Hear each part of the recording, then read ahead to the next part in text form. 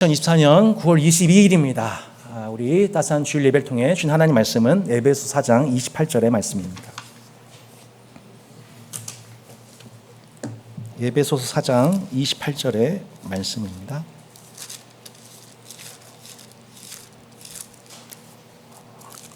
자, 우리 함께 한 절 읽겠습니다. 합독하겠습니다. 도둑질하는 자는 다시 도둑질하지 말고 구제할 수 있도록 자기 손으로 수고하여 선한 일을 하라. 한 번 더 읽겠습니다. 도둑질하는 자는 다시 도둑질하지 말고 돌이켜 가난한 자에게 구제할 수 있도록 자기 손으로 수고하여 선한 일을 하라. 아멘. 성도 여러분, 우리는 짐승사회로부터 하나님 나라로 구원을 받았습니다. 군대에 입대한 군사가 시민의 옷을 벗어버리고 날마다 군복을 입으면서 나는 군인이구나 라는 정체성이 입혀지듯이 그리스도인 또한 매일매일 옛사람을 벗어버리고 날마다 그리스도의 새 사람을 입음을 통해 그 정체성이 분명해지고 열매 맺게 되는 것을 우리는 믿습니다. 그래서 이 과정에는 단순한 지식적 이해가 아니라 학습과 동시에 또한 무엇이 필요하냐면 복습이 필요합니다. 이것을 저는 1, 2, 3, 4교시에 비유했습니다. 4가지. 우리가 벗어 던져야 할 4가지, 그리고 우리가 매일매일 입어야 할 4가지, 마치 국어, 수학, 과학, 사회가 있는 것처럼 4가지 학습과 복습이 필요하다. 첫 번째 1교시 내용 기억하시는지요, 여러분?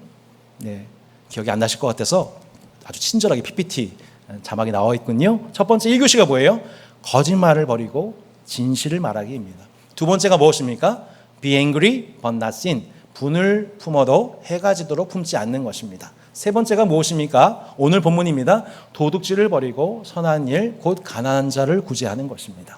4교시 다음 주의 내용입니다. 악한 말을 버리고 선한 말을 하는 것입니다. 자, 오늘 3교시 이제 수업 듣습니다. 벌써 조시는 분 계시는군요. 네, 도시락 까먹으셨어요, 여러분? 네, 이렇게. 자, 설교 5분 전까지는 누구 책임? 여러분 책임. 5분 후부터 조는 건 누구 책임? 부족한 설교자 책임입니다. 윤도 마담생, 네, 3교시 수업 들어갑니다.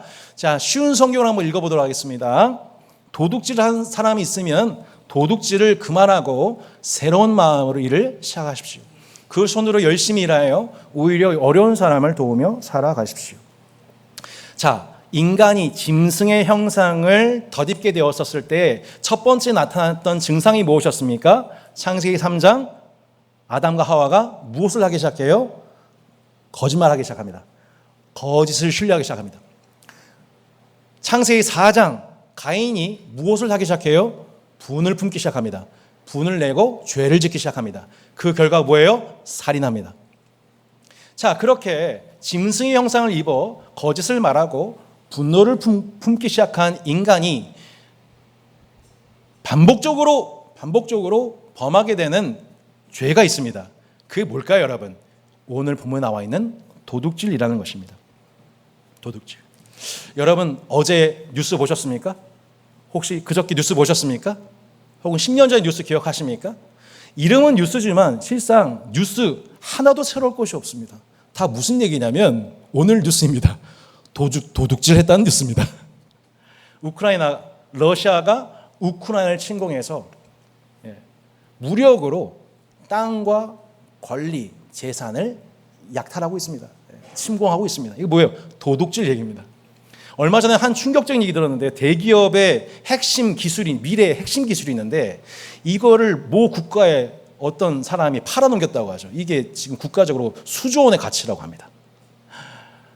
놀라지도 않으시군요. 집에 한 수조 원 정도 있으시군요. 이렇게 친해지고 싶네요. 이렇게 그렇단 말이에요. 이런 일들이 계속 일어나게 됩니다.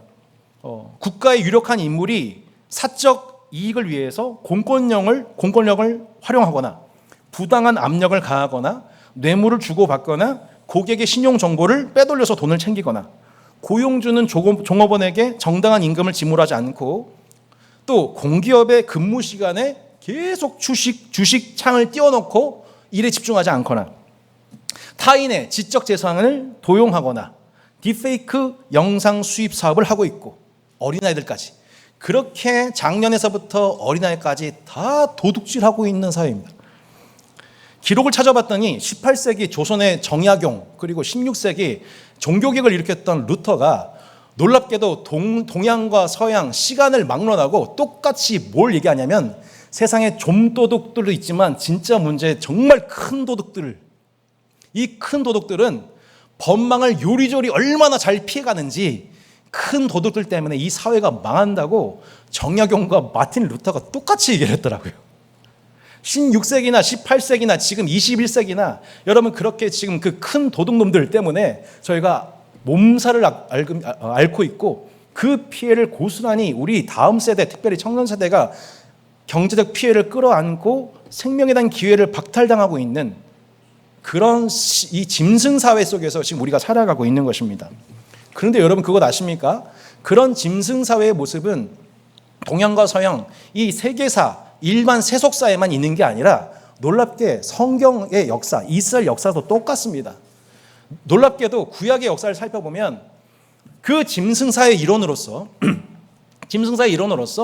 도둑질한 이스라엘의 권력자들이 누구였습니까? 왕, 제사장, 선지자였습니다. 구약의 대표적인 왕, 우리가 칭송하는 다윗 왕이 누구였습니까? 이웃의 아내를 탐하고 도둑질한 자였습니다. 이웃의 아내를 도둑질한 자, 다윗 왕이었습니다. 아합 왕 기억하십니까? 어느 날 나봇의 포도원을 보았는데 그 포도원이 너무너무 탐스러운 나머지 마음에 탐심을 품었습니다. 옆에 있던 이세벨 그 아내가 그 탐심을 읽고 결국에는 나봇에 대한 거짓 소문, 거짓 뉴스를 방송사에 퍼뜨립니다. 나봇이 왕을 저주했다. 그래서 결국 나봇은 처형을 당하게 되고 그 포도원은 저절로 아합 가문의 것이 되었습니다. 그렇게 도둑질하는데 앞장섰던 자가 누굽니까? 이스라엘의 왕들이었던 것입니다. 결국 하나님은 그 왕가인 다윗 가문은 징계하심으로 회복하셨고 아합과 오므리 가문은 심판하심으로 멸하셨지요. 그런 왕들의 도둑질을 꾸짖도록 경계하도록 세운 자들이 누구였냐면 선지자들이었습니다. 근데 놀랍게도 시대가 타락했을 때는 선지자들도 도둑질을 합니다. 어떻게 도둑질하느냐? 이렇게 도둑질합니다. 내 백성을 유혹하는 선지자들은 이에 물 것이 있으면 평강을 외치나 그 입에 무엇을 채워주지 아니한 자에게는 전쟁을 준비한도다. 미가 선지자 당시 수많은 거짓 선지자들이 하나님의 지적 소유권을 강탈했습니다. 무슨 뜻이냐? 하나님께서 주시지도 않은 메시지를 스스로 만들어서 하나님을 빙자해서 하나님이 이렇게 말했대. 이게 하나님 뜻이래. 라고 하나님의 지적 재적권을 오용해서 결국에는 그 말씀을 하지도 않은 말씀을 했는데 그 목적이 뭐냐면 자신의 입에 물 것을 있으면 샬롬 평화를 외치고 채워주지 않으면 전쟁을 선포하는 거죠. 그런 식으로 회중들을 가스라이팅을 해서 회중들로 하여금 헌물을 자신에게 바치는 방식, 입을 채우는 방식으로 도둑질을 했던 것이죠. 한마디로 하나님 말씀을 가지고 종교 장사를 한 겁니다. 하나님의 이름을 빙자한 것입니다. 하나님의 명의를 도용한 것입니다. 하나님의 진리를 도둑질한 것입니다. 이것이 구약 선지자들의 타락한 선지자들의 모습이었습니다. 제사장들은 말할 것도 없죠. 공동체의 예배를 담당하는 이들이 백성들이 바친 헌물에 대해서 탐심을 품어 사유하고 종교 권력을 가문화하다가 패망하는 길로 걸어가기 일쑤였습니다. 대표적인 것이 엘리 제사장과 두 아들들이었지요. 예배를 담당하는 목회자 후보생들이 실제로 하나님을 멸시한 그 결과 제사를 돕는 여종들을 성적으로 유린하고 범죄하는 일에 가담되었습니다. 그렇게 하나님 나라를 세우기 위해서 허락하신 직분자들, 곧 왕과 제사장과 선지자들이 다 그렇게 자신의 탐욕과 가문의 성공을 위해 무죄한 이웃과 백성들의 고혈을 빨아먹는 짐승의 형상을 드러낸 겁니다. 본래 창세기 1장에서 하나님의 형상을 따라 하나님의 형상을 입어 그 형상을 입은 존재로서 세상을 다스리도록 부름받은 제사장적 존재로 부름받은 인간이 왕과 제사장과 선지자라는 직분을 짐승의 형상으로서 그 직분을 활용하여 연약한 자들을 피를 빨아먹는, 피를 흘리게 하는 그러한 짐승사회가 되었다. 이게 결국 구약 이스라엘 아닙니까? 이 구약 이스라엘. 하나님의 형상을 입은 인간이 짐승의 형상이 되었다. 그리고 하나님의 형상을 드러내도록 부름받은 리더십들이 다 그렇게 오히려 짐승사회에 견인하는 자들이 되었다. 근데 더 안타까운 건 뭐냐면 그렇게 도둑질하는 제사장과 왕과 선지자를 보면서 이스라엘 백성들이 그들이 또한 도둑들이 됩니다. 예, 국가에 큰 도둑들이 많으니까 이제는 좀 도둑들은 더 많아지게 되는 거죠. 구약의 맨 마지막 성경, 구약의 맨 마지막 결론에 해당되는 말라기서 맨 마지막 장 3장에서 하나님은 이스라엘의 죄를 드러내실 때 그 죄를 뭐라고 그 범죄명을 얘기하시는지 이렇게 말씀하세요. 사람이 어찌 하나님의 것을 도둑질하겠느냐. 그러나 너희는 나의 것을 도둑질하고도 말하기를 우리가 어떻게 주의 것을 도둑질하였나이까 하는도다. 이는 곧 11조와 봉헌물이라. 너희 곧 온 나라가 나의 것을 도둑질하였으므로 너희가 저주를 받았느니라. 저희가 수요복음 마칠 때 말라기서 연구했었죠. 여러분 참 11조의 정신이 무엇입니까? 두 가지 종류의 11조가 있다고 우리가 배웠죠. 첫 번째, 그 11조의 정신은 이웃에 대한 배려, 곧 이웃에 대한 사랑입니다.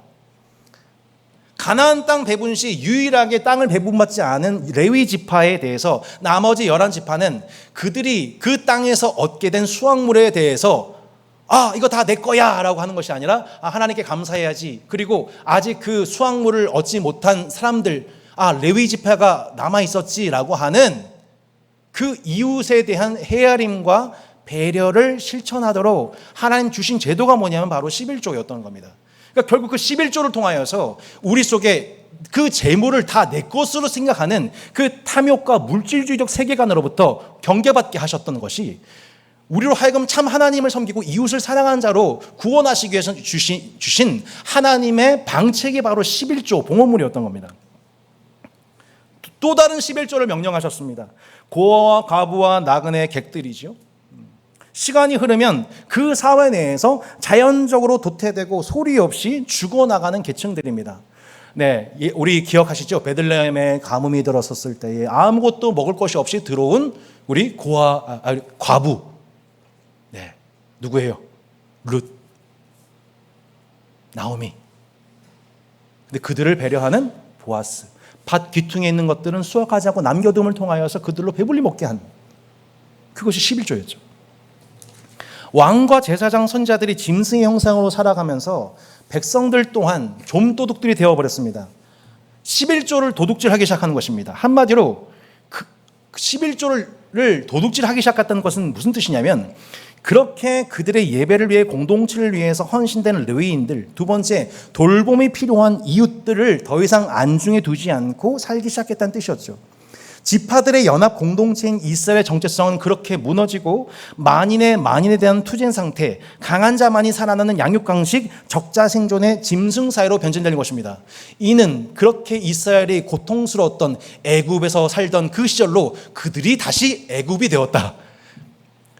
그 짐승 사회였던 애굽에서 벗어난 이스라엘 백성들이 결국 다시 짐승 사회로 돌아가고 말았다. 이게 구약의 결론이었던 겁니다. 이 맥락 속에서 사도 바울이 했던 이 말씀이 우리 가운데에 재해석됩니다. 도둑질하던 자는 다시 도둑질을 하지 말고 돌이켜 가난한 자에게 구제할 수 있도록 자기 손으로 수고하여 선한 일을 하라. 도둑질하지 말라는 말씀은 우리가 잘 알듯 출애굽기 20장에 나오는 8계명입니다. 도둑질하지 말라. 누구나 다 하는 얘기고 우리가 10계명 통해서가 아니라 사실은 모든 보편적인 세계 인류사적으로 문화적으로 도둑질하면 안 되지, 간음하면 안 되지, 거짓말하면 안 되지, 이거 다 알고 있는 내용입니다. 그래서 도덕적인 훈계처럼 느껴져서 따분하게 느껴집니다만 에베소서에서는 복음 안에서 이 가르침을 분명하게 포커싱하고 있습니다. 자, 그 뒤에 뭐라고 나와 있어요? 돌이켜 가난한 자에게 구제할 수 있도록 자기 손으로 수고하여 선한 일을 하라. 도둑질하는 자는 다시 도둑질하지 말고 돌이켜 가난한 자에게 구제할 수 있도록 자기 손으로 수고하여 선한 일을 하라 이렇게 말씀하고 있습니다. 포커싱이 어디 있나요? 돌이켜 가난한 자에게 구제할 수 있도록 자기 손으로 수고하여 선한 일을 하라. 무슨 말씀인가요? 가난한 자에게 구제할 수 있도록 노동하라는 것입니다. 전 이 말씀이 늘 들어왔던 말씀인데 이 말씀이 다시 제게 들려왔을 때 참 충격으로 다가왔습니다. 아니, 나의 노동이 결국 구제를 위한 거야? 근데 여러분, 이 말씀의 맥락을 한번 잘 살펴보십시오. 25절을 보면 우리가 거짓을 버리고 이웃과 더불어 참된 것을 말하라고 나와 있습니다. 이유가 뭐예요? 목적이 있어요. 우리가 다 지체가 되었기 때문에. 제가 조용래 간사에 대해서 악송을 퍼뜨렸어요. 여러분 그 말 다 믿겠죠? 다 믿으면 안 돼요. 네. 다 믿으면 어떻게 되겠습니까? 우리가 지체로 연결되었기 때문에 소문은 소문을 낳게 되고 결국엔 나중에 조용래 간사는 결국에는 아주 그냥 공동체에서 몹쓸놈이 되어 있는 상태가 되겠죠. 제가 더 몹쓸놈인데. 우리가 지체가 되어 있기 때문에 어떻게 되냐면 거짓말을 버리고 참된 말을 해야 됩니다 라고 얘기했죠. 두 번째가 뭐였어요? 우리가 분을 낼 수 있어요, 없어요? 요즘 하라가 집에서 맨날 angry 막 이래요. 이렇게 be angry. 죄송합니다. 맨날 화를 낼 수 있어요. 하지만 죄를 범하면 안 돼요. 해가 지도록 분을 품지 말아야 돼요. 이유가 뭐예요? 마귀에게 틈을 주지 않기 위해서죠. 그게 목적이에요. 화낼 수 있죠. 남편 잘못할 수 있고 자녀 잘못할 수 있어요. 그리고 우리가 화낸 거 정당해요. 혼내야 돼요. 근데 해가 지도록 품으면 안 돼요. 왜? 마귀가 틈을 타기 때문에. 마귀가 틈을 타 아예 관계를 깨뜨리기 때문에. 더 큰 죄를 낳기 때문이에요. 마찬가지라는 거예요. 우리가 다시 도둑질한 자는 다시 도둑질하지 말고 돌이켜 선한 일 하라. 가난한 자를 구제하라. 선한 일 하라. 이게 목적이라는 거예요. 우리가 노동하는 목적이 뭐라는 거예요? 가난한 자에게 구제하기 위하여. 이게 목적이래요. 전 이 말씀이 개인적으로 참 충격적이었어요. 가난한 자에게 구제하기 위해서라. 근데 생각해보니까 딱 맞아요. 내가 노동하는 것이 가난한 자에게 구제하기 위해서예요. 내가 노동하지 않으면 결국 내 가족이 가난해져요. 그죠? 그래서 일하지 않는 자 먹지도 말라고 했어요. 친족을 돌아보지 않는 자 세속인보다 더 나쁜 놈이라고 했어요. 그러니까 우리는 사실은 가난한 자를 이미 위해서 구제하고 있는 거예요. 그것이 직장에서 일이든 혹은 가정에서 주부생활을 하든 우리는 사실 가난한 자의 구제에 동참하고 있는 거죠. 그런데 그뿐만은 아닙니다. 그 혜택이 내 가족에게만 주어지기 위해서 노동한 것이 아니라 그야말로 가난한 자, 내가 의도적으로 관심을 두고 헤아리고 배려해야 하는 이 각 시대 속에 레위인, 고아, 과부, 나그네 객들이 있다는 거예요. 그러면 그들은 늘 자신들의 그 가난함의 문제 때문에 하나님께 하소연하게 돼요. 그러지 않겠어요? 여러분도 가난하시면, 여러분도 고통스러우면 하나님께 하소연하시잖아요. 그렇게 하나님께 이 땅의 부르짐이 상달이 돼요. 그럼 하나님께서는 그 하늘에서 들으시고 응답을 하시는데 어떻게 응답하세요? 어떻게 응답하시냐면요. 여러분 잘 들어보세요. 하나님께 응답하는 그 신자의 노동에 복을 주셔서 응답하세요. 한 번만 더 묻겠습니다. You know what I'm saying? 가난한 자들은 늘 하나님께 하늘 향해서 기도하고 있는데 하나님은 그 가난한 자들의 기도에 대해서 어떻게 응답하시냐면 하나님께 응답하는 신자들의 노동 현장에 하나님이 복을 주셔서 그 노동 속에 노동을 통해 얻은 수익을 가지고 그 가난한 자들을 구제케 하심으로 그 기도에 응답해 주시는 거예요. 할렐루야. 제가 얼마 전에 몇몇 청년들한테 이런 피드백을 받았습니다. 개척 6년 차인데요. 여전히 마음은 늘 이렇게 좀 죄송한 표현인데 쪼잔해요. 늘 제 마음속에 늘 마음속에 막 금방이라도 막 교회 문 닫을 것 같고 막 이렇게 막 여전히 힘들고 눈앞에 보니 힘들고 막 왜 이렇게 믿음이 없는지 정말. 근데 그때마다 이렇게 응원의 메시지 이렇게 오는데 어느 날은 청년들이 짠 듯이 이렇게 한 몇 명이 이렇게 글을 올려든 막 문자를 보내든 이렇게 올렸는데 이런 내용이었었어요. 목사님, 예수가 없다고 말하고 싶은 우리에게 그 교회 공동체 안에 살 소망을 발견하게 하시고 복음을 살아내는 방법을 이 공동체가 몸소 보여주셔서 감사해요. 정말 말 그대로 따스한 교회 모습을 실제로 보게 해주시고 이런 공동체가 가능하다는 것을 알려셔서 많이 감사해요. 이런 내용들이었어요. 대부분 다 교회와 교인에 대한 상처로 인해서 오랜 기간 마음이 다친 분들이에요. 근데 오랜 기간 교회를 놓고 기도하다가 기도 중에 발견해서 남양주와 지방 곳곳에서 이 교회를 발견하고 찾아온 사람들이었죠. 그러니까 제가 이 부분을 보면서 뭘 해석한 거냐면 그거예요. 이 교회는 이 시대 가난한 성도들의 울부짖음에 대한 하나님의 응답이었구나. 그거를 발견하게 된 거죠. 내가 개척한 게 아니라 그들의 울부짖음에 대한 하나님의 응답으로서 이 교회가 세워졌던 거구나 였던 거죠. 따스한 교회의 모든 목회와 사역, 모든 수고와 눈물, 섬김과 기도, 이 모든 노동들에는 실상 가난한 자들의 한 맺힌 기도와 하나님의 응답이 서려 있다는 거예요. 바로 이와 같이 우리가 지금 살아가고 있는 매일 일상 속에서 수고와 노동과 분복과 헌신과 헌물은 그 자체가 이 시대의 가난한 자들의 한 맺힌 기도에 대한 그 사정에 대한 하나님의 섬세하고 세밀하고 완전한 기도 응답이라는 겁니다. 그렇게 하나님은 가난한 자들에게 응답하고 계신 분이십니다. 와, 놀랍게도 아무도 응답 안 하시는, 여러분, 우리 하나님은 가난한 자들의 기도 응답하시는 분이십니다. 여러분이 제발 우리의 마음이 그 하나님 마음을 알게 되기를 바랍니다. 우리 하나님은 가난한 자들에게 응답하는 자들에게 응답하신 하나님이십니다. 여러분 이 말씀을 기억하세요. 우리 하나님 어떤 분이라고요? 가난한 자들에게 응답하는 자들에게 응답하신 하나님이십니다. 우리의 노동 현장에 응답하신 하나님이십니다. 복을 주신 하나님이십니다. 가난한 자들의 사연을 들어주는 자, 헤아리는 자, 불쌍히 여긴 자, 심지어는 자신의 살과 피를 내어준 자를 보시고 그 속에서 당신의 형상을 보시며 기뻐하시는 거죠. 세상에, 내 형상에 내 자녀된 저 안에 마침내 나타나기 시작했구나. 그 자녀를 보면서 기뻐하시고 즐거이 부르며 기뻐하시는 사랑의 하나님을, 그 얼굴을, 그 기뻐하시는 음성을 듣는 여러분 되기를 축복합니다. 예수님 말씀하시죠. 가난한 자들은 항상 너희와 함께 있으나 아무 때라도 원한 대로 도울 수 있거냐라고 말씀하셨습니다. 물론 이 말씀은 뒤에 포커싱 있는 말씀이죠. 나는 너희와 항상 함께 있지 아니하리라.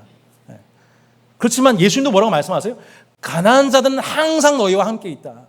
아무 때라도 원한 대로 도울 수 있다라고 말씀하시죠.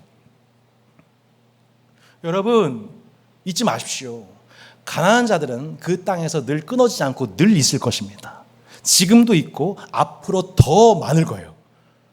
기억하십시오. 앞으로는 더 많을 거예요. 앞으로 자원, 물, 심지어 공기, 몰라요. 어떤 자원이든 이거 가지고 서로 점령하기 위해서 싸우고 치고받고 피 흘리고 죽이고, 러시아 우크라이나 전쟁 벌써 100만 명 죽었단 말이에요. 2년 만에 100만 명이에요, 여러분. 이제 사람 죽인 것은 아주 우습게 행하는 짐승 사회의 한복판으로 우리가 들어가게 된 가운데에서 가난한 자들은 있는 정도가 아니라 당장 물 먹지 못하고, 당장 먹을 거 공급받지 못하고, 당장 입을 것이 없고, 당장 춥고, 당장 기후 재난 만나서 홍수에 휩쓸려 가고 얼어 죽고 굶어 죽고, 이런 일들이 계속 일어날 거예요. 그리고 그들을 볼 때에 있는 우리의 모습이, 그들을 바라보는 우리의 태도가 곧 우리의 진짜 경건이 뭔지, 우리가 뭘 믿고 있는 사람들인지, 우리가 무슨 소망으로 이 땅을 살고 있는지가 결국 우리의 세경이 다 드러나게 될 거라고요.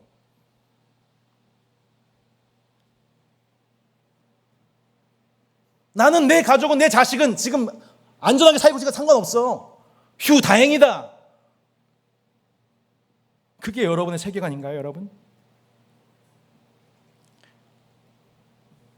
아무 때라도 원하는 대로 도와줄 수 있다고, 아무 때라도 원하는 대로 도와줄 수 있다고 말씀하십니다. 그 증거가 뭐냐면 여러분이 하고 계신 노동이라는 거예요.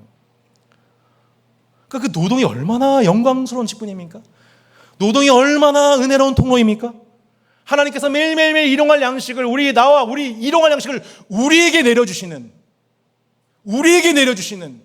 그 일용할 양식의 통로가 저와 여러분의 노동 현장이라는 것입니다. 그냥 먹고 살기 위해 돈 벌지 않으면 안 되는 노동을 넘어서 하나님이 여러분을 그 땅을 갈게 하시고 경작하게 하시고 열매 맺게 하셔서 마침내 여러분 가난한 여러분의 가정과 이웃을 섬기도록 하나님이 복을 주시겠다고 말씀하시는 것이죠. 그것은 내 기도응답만이 아니라 사실 스스로의 무기력함 속에서, 연약함 속에서 누군가의 도움이 아니면, 하늘의 응답이 아니면 결코 생존을 이어갈 수 없는 우리 이웃들의 한 맺힌 기도 응답 속에 하나님이 복을 주시는 여러분의 노동 현장이라는 것을 이해하게 되기를 주 예수님 축원합니다. 축원합니다. 창세기를 한번 생각해 보세요. 누가 누굴 위해서 그렇게 일하시냐고요. 하나님이 인간을 위해서 일하시잖아요. 하나님이 여섯자녀가 열심히 일하시고 온 세계 가운데 하나님의 영광이, 하나님의 형상이 드러나는, 하나님의 안식이 모든 피조물 세계 가운데 임한 것을 보고서 하나님은 보시기에 야 좋다, 너무 좋다. 하나님이 그렇게 피조 세계와 인간에게 안식을 부여하시기 위해서 열심히 노동하셨죠. 여러분, 예수님이 이 땅에 오셔서 인간의 몸을 입고 오셔가지고 예수님은 노동하셨습니다. 30년 동안 몫으로서 노동하셨고요, 3년 동안 스승으로서 노동하셨습니다. 그죠? 아버지 요셉의 집에서 열심히 장작을 패고 나무를 톱배질을 하면서 좋은 제품을 만들어내면서 하나님과 사람들 앞에서 은총과 기중을 받으며 사랑스러워지신 것이 예수님의 30년 노동자로서의 삶이었어요. 3년 동안 예수님은 하나님 나라를 전파하시기 위해서 그 삶과 더불어, 그 말씀과 더불어 그 삶을 통해 제자들에게 하나님 나라가 무엇인지, 세상과 거꾸로 된 나라가 무엇인지를 보이시기에 직접 수건을 허리에 메시고 그들의 발을 씻기시며 식탁에서 수종드는 종이 되어 그들을 섬기셨죠. 노동하셨어요. 여러분, 그런데 예수님의 그 노동 중에 노동은 무엇이었냐면, 아무도 감당할 수 없는 노동이 있었는데 그 노동이 무엇입니까? 인간의 하나님에 대한 죄값, 인간이 스스로 값지불할 수 없는, 그 빛을 값줄 수 없는 그 죄값, 그 죄값을 대신 탕감해 주시기 위하여 우리 예수님은 십자가를 지고 갈보리 언덕을 올라가 그의 피와 땀을 다 쏟으시고 물까지 쏟아내시며 그 육체의 노동, 중노동을 견뎌내시며 죽음으로써, 그 죽음의 노동으로써 마침내 다 이루었다, 테텔레스타이, 모든 빛은 다 탕감되었다, 너의 빛이 다 탕감되었다, 내가 너희들의 모든 빛을 다 값지불했다. 그렇게 예수님이 십자가의 노동을 통하여서 여러분, 우리를 향한, 가난한 우리를 향한 모든 완전한 구제를 이루셨습니다.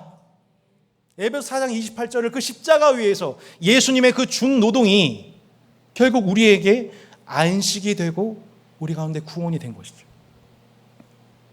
그래서 예수님은 기적적인 방식으로 일하신 것이 아니라 큰 간증으로, 사람들이 우와 놀랄만한 간증의 방식으로 당장 이것만 하면 성공할 수 있다고 하는 일확천금의 방식으로 세상을 구원하신 것이 아니라 오직 그 노동의 방식으로 자신의 육체로서 직접 땀 흘리고 피 흘리고 물을 쏟기까지 남을 대신하는 수고로서 가난한 우리를 구제하기 위하여 선한 일을 감당하신 그 노동을 통하여 우리를 구원하셨다는 거예요. 그 그리스도를 믿는, 그 노동의 의미를 아는 우리가 그 선한 일을 자기 손으로 수고하여 선한 일을 할 때에 우리의 그 노동은 마침내 그렇게 온 피조세계, 곧 깨어진 세상 속에서 안식을 잃어버리는 많은 이웃들, 특별히 우리의 노동을 통한 대가가 공유되지 아니하면 이 땅을 살아갈 수 없는 가난한 이웃들의 안식을 회복하는 통로가 돼요. 그 이웃들이 하나님의 안식을 함께 샬롬을 경험하게 될 때 하나님이 그 모습을 보고 뭐라고 하신 거예요? 보기 좋다. 정말 보기 좋다. 흐뭇하다. 내가 너로 인해서, 내가 너를 잠잠히 사랑하고 내가 너의 이름을 즐거이 부르며 너의 이름을 기뻐하리로다.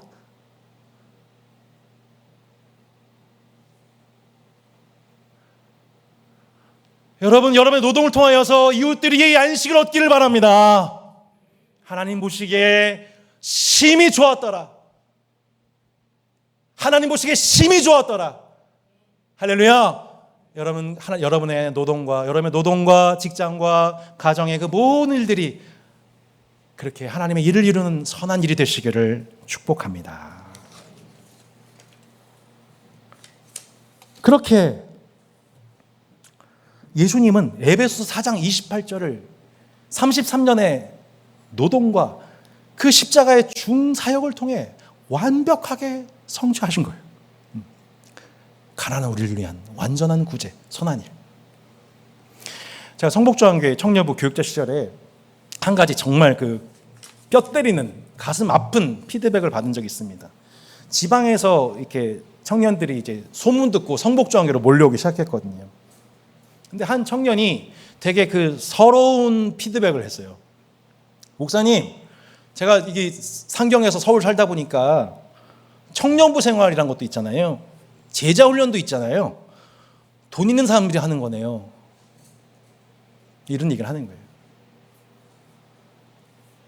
한마디로 주말 주일에 청년부 생활하고 제자 훈련 5시간 받고 싶어도 내가 이 시간에 아르바이트 하지 않으면 서울의 고물가를 감당할 수가 없어서 내가 하고 싶어도 교회 생활 못하고 하고 싶어도 제자 훈련 못 받는다.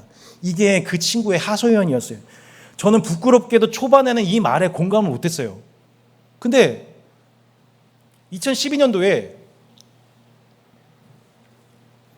왜냐하면 전 비교적 부모님의 많은 혜택 속에 자란 사람이기 때문에, 저는 가난한 사람, 상경한 유학생들의 그것을 공감하지 못하는 눈 어두운 엘리제상 같은 사람이었던 거죠.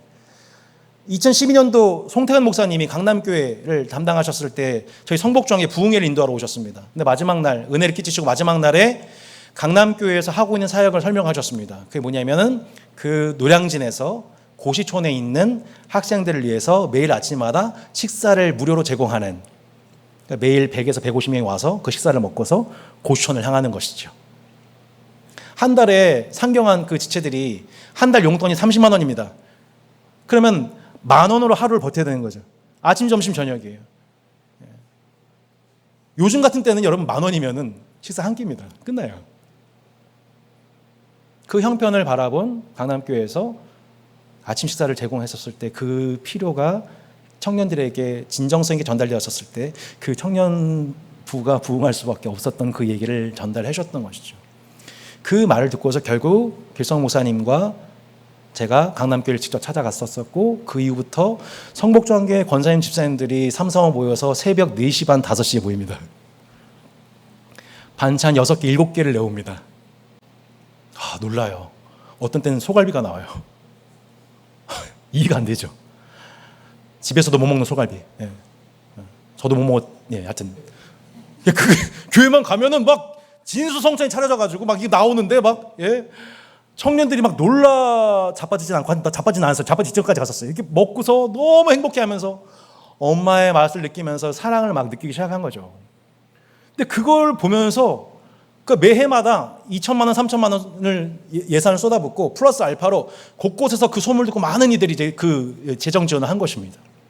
근데 그 자체도 되게 은혜로워서 벌써 12년째 이어지고 있다는 것도 자체도 감격적인데, 그러니까 제가 지금 기억나는 가장 인상적인 일이 뭐였냐면, 그 함께 로테이션에 함께 했던 20명의 권사님 집사님 중에 한 분이 그 고대 앞에서 원래 고시원을 운영하고 계셨었어요. 근데 이제 비교적 중년의 나이에 과부가 되셔서 홀로 가정을 꾸리셨었거든요.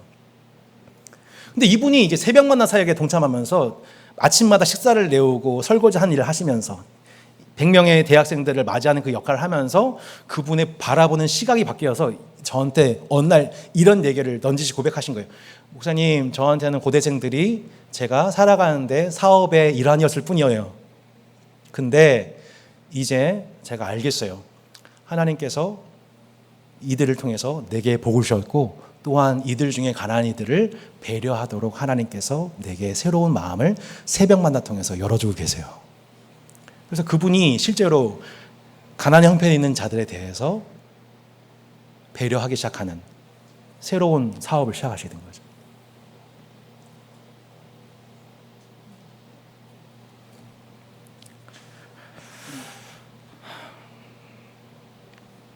우리의 눈도 좀 그렇게 바뀔 수 있다면, 수십 년 동안 내가 살아오는 방식대로 살아가는 것이 아니라 지금 우리 가운데 허락하신 그 회심, 짐 윌리스라고 하는 한 신학자가 얘기하기를, 진정한 회심은, 하나님께 대한 회심은 이웃과의 관계 속에 나타난다고 했습니다. 본회포 목사님은 지갑을 회개하지 않은 자는 하나님께 회개한 게 아니라고 얘기했습니다. 지금 예배드리는 모습이 진짜가 아니에요.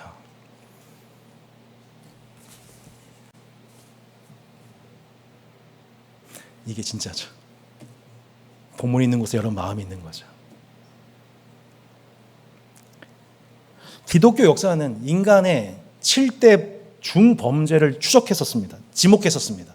그 7대 중범죄 중 하나가 뭐냐면요, 인색입니다. 인색은 탐욕의 뒷면이라고 합니다.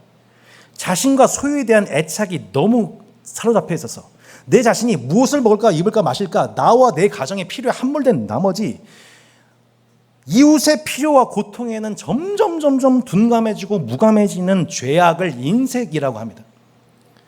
예수님은 놀랍게도 그 인색의 죄악을 이렇게 말씀하셨습니다. 또 왼편에 있는 자들에게 이르시되 저주를 받은 자들아 나를 떠나 마귀와 그 사자들을 위하여 예비된 영원한 불에 들어가라. 내가 줄일 때 너희가 먹을 것을 주지 아니하였고 목마를 때 마시게 하지 아니하였고 나그네 되었을 때 영접하지 아니하였고 헐벗었을 때 옷 입히지 아니하였고 병들었을 때와 옥에 갇혔을 때에 돌보지 아니하였느니라 하시니 그들도 대답하이르되 주여 우리가 어느 때에 주께서 주신 것이나 목마르신 것이나 나그네 되신 것이나 헐벗으신 것이나 병드신 것이나 옥에 갇히신 것을 보고 공양하지 아니하더이까. 이에 임금이 대답하여 이르시되 내가 진실로 너에게 이르노니 이 지극히 작은 자 하나에게 하지 아니한 것이 곧 내게 하지 아니한 것이니라 하시니 그들은 영벌에 의인들은 영생에 들어가리라 하시니라. 아마 이 말씀은 당시에 위선적인 가르침을 했던 바리새인들, 곧 하나님 저는 토색하지 않았습니다, 간음하지 않았습니다, 11조 다 했고요, 구제도 열심히 했고요,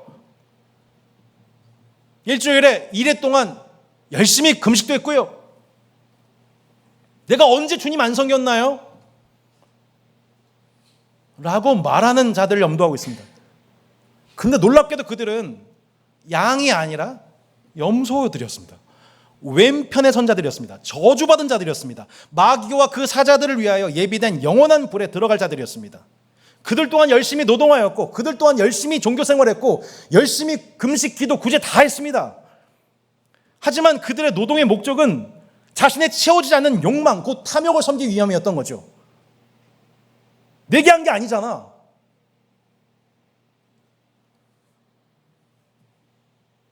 왜 그래? 나한테 한 것처럼. 너 그때 나한테 한 거 아니잖아. 내가 갔었을 때 너 나 돌아보지 않았지. 내가 헐벗었을 때, 내가 굶주렸었을 때, 내가 목마를 때, 내가 부족할 때, 그때 너 나 외면했지 않니? 그들에 대한 그들이 갖고 있는 그 탐욕은 결국 그들로 인색하게 하였고, 혹은 그들의 그 탐욕은 그들의 경제생활을 매우 무분별하게 하였고, 그래서 결정적인 순간 지극히 작은 자에게 필요했던 공급이 필요했던 그 순간 그들이 내어줄 것이 없었던 것이었겠죠. 그 탐욕은 그들을 인색하게 하며 이웃의 필요에는 무감해지게 만들며 단지 그들의 욕망은 그들의 배고픔, 단지 그들의 욕망은 그들의 부족한 재정, 상황, 가족, 자녀, 배우자, 그 바쁘고 바쁜 일상 중에 눈앞에 찾아오신 주님을 알아보지 못하는 거죠. 여러분, 이 중에 여러분 바쁘게 살지 않은 분이 어디 있습니까? 이 중에서 게으르지 않게 살고 있는 분이 어디 있습니까? 다 열심히 살고 있습니다.